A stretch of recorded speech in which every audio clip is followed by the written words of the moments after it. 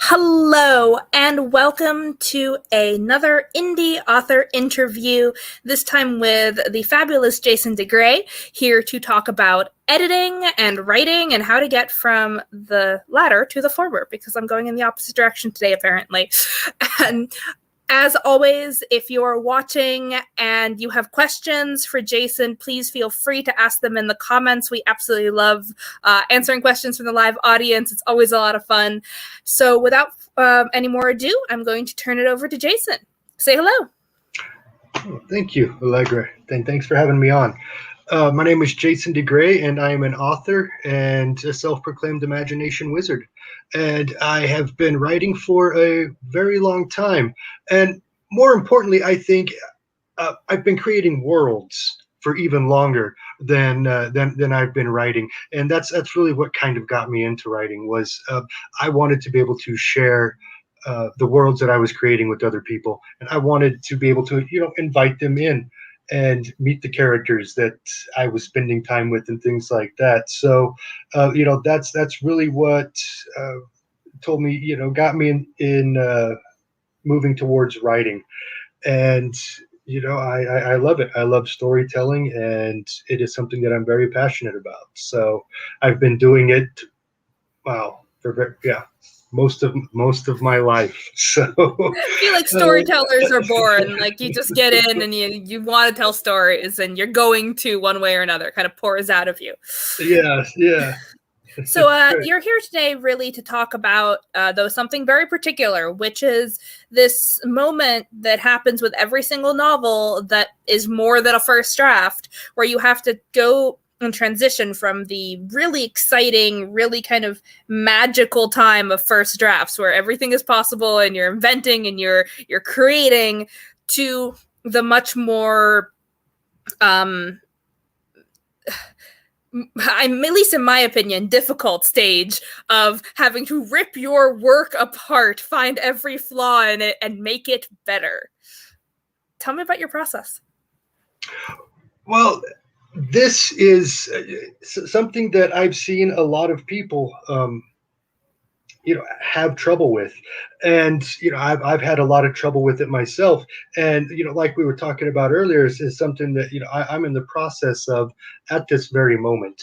But before that, I think it is important, first of all, I have to say, not to mix the two processes. Okay, so before you can even get to the editing process, you do have to focus on the writing process. And I'm going to use a simile if I can. We have to treat the writing process, that first draft, it needs to be treated um, like Michelangelo carving David or something like that out of a piece of rock, right?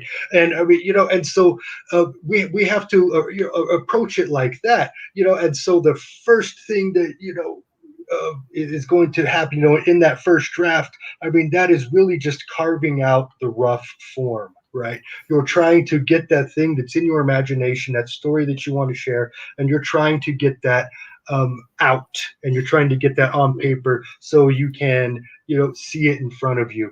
Absolutely. What you don't know about me is my father is a marble sculptor, so that analogy just hit perfectly. Wow, that is awesome. Synchronicity. Oh, fantastic. Um, so yeah, so that's how we have to look at the writing process, that initial writing process, that first draft, the rough draft, the whatever you want to call it, initial thing that you sit down and get out. That's what we're doing there. We're just getting out the rough form, the rough shape. Okay, and so do not be too hard on yourself as far as editing and that kind of stuff goes during this part of it, during this process. Enjoy this time, right? Because this is the time that you do get to run rampant in your imagination, and you do get to do all, and see and go to all the wonderful places and stuff like that, and just get that out. So do that. Focus on that, and enjoy that process for what it is, and do not get caught up in the editing process, or pulled into it, at this time. And so that's what where I wanted to start, I guess, was by really separating the two ideas, the writing process and the editing process, as two separate things. Yeah. And it has to be. I mean, I think that's the entire reason why NaNoWriMo was formed, and that whole concept came to be was, throw your inner editor to the curb for a little while, get that rough draft on paper, get things started, because it's way easier to fix something when you have it on the page. Whereas if you're trying to write perfection, you'll never get to page 2. You'll just be stuck rewriting page 1 forever.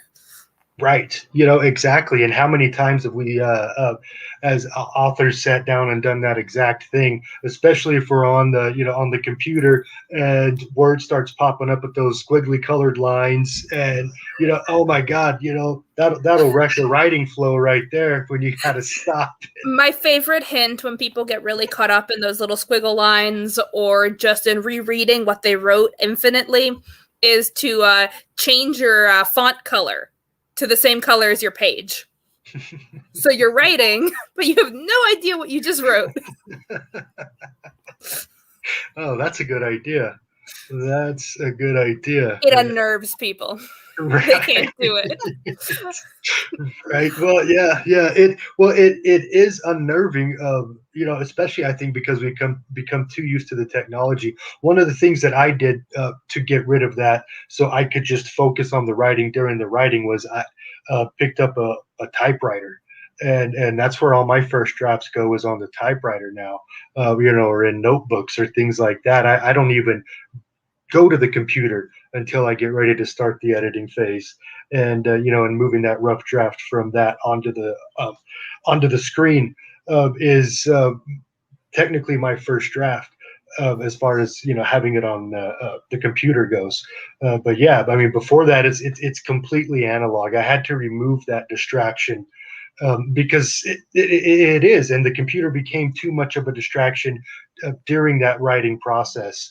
And I mean, so many people, talk about this and lament about the fact that, yeah, you sit down to write and then you get pulled off into YouTube or social media or, whatever else. And 3 hours go by and you're like, oh, I was supposed to be writing, but, now I've got to do this. So yeah, and I had that same issue. So that's, like I said, that's why I had to distance myself from that distraction completely, and cut myself off from it, so it wasn't even there as a temptation. And move over to an analog thing and a more old school type of thing, and seeing that, because I was typing on the computer for years, and so seeing myself, like, or misspell words as I'm typing and things like that, and I can't go back and correct it. It's a little bit of, ugh, but I just keep doing it, right. But I just keep going, and so it works. It works for me in the end, as far as that goes. That's wonderful. I wrote my first 2 novels on an Alpha Smart Neo, one of those like little digital typewriters that's not connected to the internet, and it shows you 3 lines of text at a time. Yes. It was crazy. I would cart that thing around with me everywhere I went. I loved it. It was also Dvorak layout, so no one could type on it but me. Wow. See? Yeah. Some very nerdy teenager. So going back to the process, yeah. You said that you have this process of writing in analog and then moving it onto the computer. I take it that rewrite really becomes your first pass to kind of refamiliarize yourself with the novel, fix anything that you notice right off the bat, and have something that is essentially a clean first draft to work off of. Right. Yes. Exactly. And before that, I mean, the first thing that I do after I finish writing that draft is, and this is something that I highly recommend, for very many reasons, is to take a break. I don't look at it or anything for at least a week, and I cannot overstate the effectiveness of this. I mean, it's like cleaning your palate, in a way, because you've spent so much time, in this world, in this story, that you are too close to it, and so you miss things because everything is still up here, and up here it's playing out perfectly, and so as you're reading it, if you're still close to it like that, it's still up here. You're not looking at the words on page, you're still looking at what's going on up here. And so taking a break and stepping away from it for like a week, and not looking at it at all is essential, because it moves you away from the story and allows you to switch your brain over to that editing process, because I mean, really, you're using two different sides of the brain at that point, right? I mean, and so you do not want to approach the editing process in the same way that you're approaching the writing process, and you really need to put on your critical editor cap, before you sit down in front of your manuscript and start going. And so that is the first step that I recommend, that works, because you sit down and you take a week off and you sit down back in front of it, and already you're saying, oh man, I can't believe I didn't explain that, or or oh, I forgot to put that in completely, and why didn't I put that there? Why? I mean, so it the story on paper really starts coming out, right? And going back to our simile, as and that's really, you can see the form that you're about to get carving into. You could really see it in your mind's eye starting to take shape, and what you need to do with the manuscript itself in order to get there, right? In order to project your beautiful vision that's in your imagination onto that screen, so that other people can share in that with you, right? Because Yeah, that's the goal. it is the goal. So a lot of my viewers and the people I work with are fairly new writers or young writers.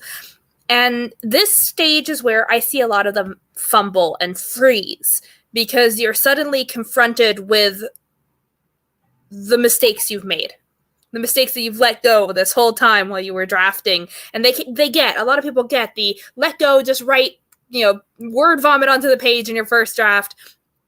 Do you have any advice on preparing yourself just mentally for the balance between being critical, because you need to be critical and harsh and genuinely honest with yourself to see your flaws, but also not to lose motivation and lose the love of the project while being incredibly harsh on yourself, essentially? Right. That is a difficult thing, and that is something that during any creative process, any artistic process, this is, I think, one of the first hurdles that anybody that's undergoing a process like this has to overcome, and there is no way around it. You have to go through it, and you have to use that criticism, that you're seeing on the page and stuff like that, that's going through your head, and you have to use that as fuel to keep going. You have to use that as fuel. Well, okay, it's not perfect, but I can do this, and or I can move it in this direction, or change it this way a little bit, and and that's better, and so that so I guess the first thing is, do not live under the delusion that you're perfect, that everything that you put down on paper is just going to be gold, and it's not going to need any work, or anything like that. The editing process really takes, I do it in at least 3 rounds, at least 3 separate edits that I go through, with different focuses on each edit, in order to get that crafted, in order to turn the hunk of stone into a David, type of thing. It's going to take several goes. It's going to take several rounds. Do not let the criticism and things like that, get you down. Because those are the mistakes. I mean, everybody makes, they're everywhere, and everybody makes them. So you can't let that become that voice of discouragement inside of you. They say, oh man, well this is hard, and I'm just gonna whatever. I don't want to do this anymore, type of thing. You can't listen to that voice. I mean, because you have something that you're trying to do, and you have a vision that you're trying to share with people. And if you really want to share that vision, then I mean, you have to resign yourself to that dedication that you're going to get it done. That no matter what it takes, and that's a hurdle. Like I said, that's the first thing that writers or artists have to Yeah, come to. And so, absolutely. I yeah, really liked your suggestion. Use critique as fuel. It's, I think, very, very insightful and very helpful to the process. It's always how I've kind of felt every time I receive a manuscript and it's covered in red marks from a critiquer. I'm just like, yes, good. Now I have a direction. Now I can go. Now I can move. I'm not stuck. Like, I gave them the best I could do at that stage. right. Now I have a path forward. Right. Cleared out some of the debris, and now you can, you have room to move again, and so that's it's an exciting thing, but it's again it's something that artists do have trouble with, right? Because these are the things that are coming from inside of us, and we're putting them out there, and of course we want people to love them and accept them and validate them, but that's not always going to be the case, and that realization is uh, armor, that you can put on as you progress, in your writing journey or artistic journey, really. That has to become armor that you wear, and that deflects those slings and arrows of this person's criticism or that person's mean things. So yeah, because again, you have to make that dedication to keep Yeah, it going, and it's where the so work starts. yeah. So you had mentioned that you have at least 3 different edits. Right, Can right. you tell me a So, little about them? so the first edit that I do is the story edit. Okay, and here I am just reading through the story and making sure that the story makes sense, making sure that all the characters are there, all the plot holes, have been filled in, all of the, bits and pieces that need to connect are connected, and writing around this. And so this is kind of a hybrid editing phase, because there is still a lot of that creative writing process involved there. But like I said, after I've taken a week off of it, and then I come back to it, that's easier for me to write at that point. I can fill in those missing chapters, or plot lines, or whatever else I need to add in, with a kind of renewed vigor during this phase. And I'm still getting to engage with the story, and work with the narrative and things like that. So that is the first edit that I do, is always to make sure that the story is solid, to make sure that everything that I want to be there is there, and that it makes sense to read, not to me as I see it in my head, but to read it on screen. And and that's something that and during this phase, and this is a trap that you'll find yourself in during this phase, is that you get pulled back into the story. Okay, and so you're reading the story again, and I mean, and then bloop, you're there, and you're just like reading over words, not processing the words. You're just like there in the story again, right? And so, no, you have to like snap yourself out of that, and then go back and then actually read the words again, and make sure everything is there, right? And so that's that's something to watch out for during this edit. And so that's the first edit that I do. The next edit that I do is the what I call the editing for flow.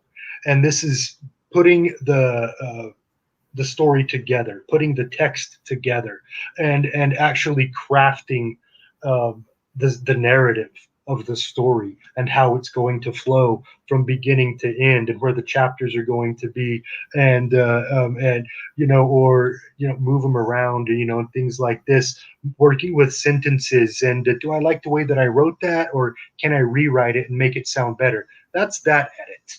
Or this paragraph, reordering paragraphs and things like that. That's always the second edit, okay? Because that's a much more technical type of minded thing, right? And you want to be sure that you have your story out and that you have the story there that you want to tell before you get to that process, right? Because it makes it easier. As far as that goes, and when it gets there, and that's also the edit where I go through and I start myself editing of, oh, that doesn't belong there. This was a cool aside, but it really bogs down the chapter, so I have to take it out. That kind of thing. I mean, that's that second edit. The real nuts and bolts of it, the real crafting of the narrative, and getting the book set on how you want the story told from beginning to end. And then the third edit is my final edit before I send it out to editors and beta readers and whatnot. And this is my my grammatical check. That's the last grammatical check that I do, to make sure, everything's misspelled and commas are used in the way that I know how to use them. And commas are an arcane art form that only editors actually understand. right. But cleaning it up, that last cleanup before you're ready to like send it out to people and be like, look, this is my my sculpted masterpiece, and what does it need? What do I need to do now? And what do you think of it?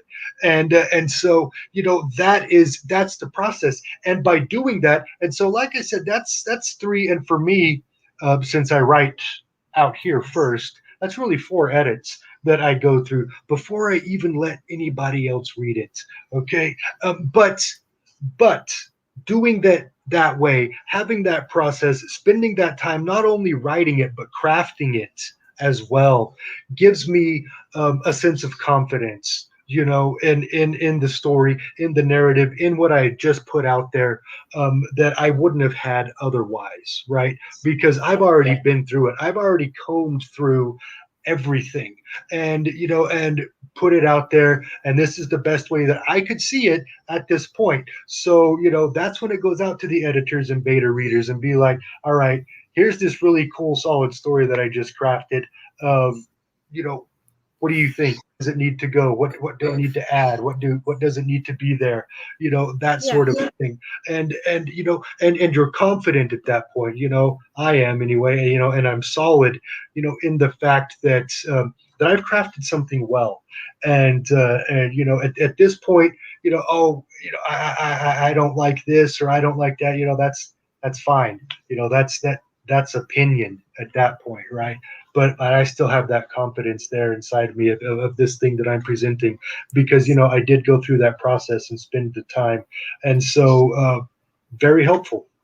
Yeah, absolutely. I think it's something that a lot of writers, especially when their first books, misunderstand. A lot of them are like, let me get feedback right away. And the problem with getting feedback right away is that you might get feedback that you could have figured out on your own. Right. You're really wasting the opportunity to have another person's eyes on it. It's much, much better to make every single change that you can figure out in a timely manner. You can also enter into an endless loop of edits where you just try to, refine and refine and refine without ever getting outside eyes. But within reason, it's really good to try to craft as good of a story as you can, refine it as much as you can, and only when you say, I can't see any more errors, send it out for someone to absolutely tear apart and find 1,000 new errors. Right. Yeah, exactly. And well, that process also is how I stop myself from falling into that loop of endlessly editing. As after I do that last cleanup edit, I mean, That's it. Okay, no more. All right. If something's misspelled, if there's a comma where there should be a semicolon or whatever, I mean, let somebody else find it at that point, right? I mean, this is what I'm putting out. This is what I'm giving to you to look over, type of thing, and stop myself from falling into that, because yeah, I don't want to do 14, 15, 16 edits and be like, still not happy. Well, I mean, there's the old saying, no piece of art is ever finished, it's only abandoned. Right. And it really is true. There's always something else you could do. I mean, it's the endless joke that how to write a book. You write a book, you edit a book, you proofread a book, you have someone else proofread a book, and then you publish a book, and then you open a book up at a random page, and you will see a typo on that random page. Right. Every single time, without fail. Every time. Yeah, I know. It still happens.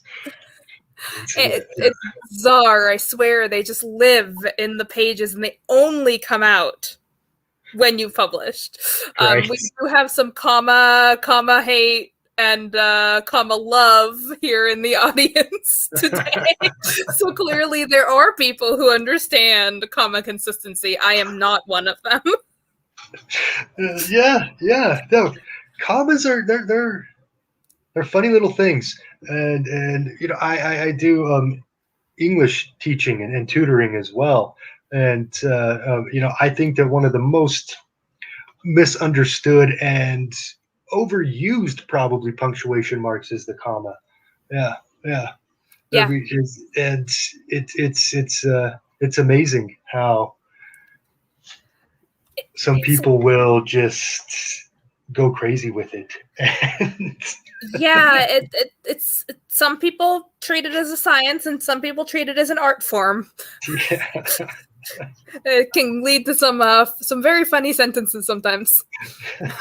All right. Well, our half hour is almost done. So before we head off to write and edit, hopefully, I think we're both in that stage where we're going from writing to editing, and it's scary, and we have to face the demons and actually do the work.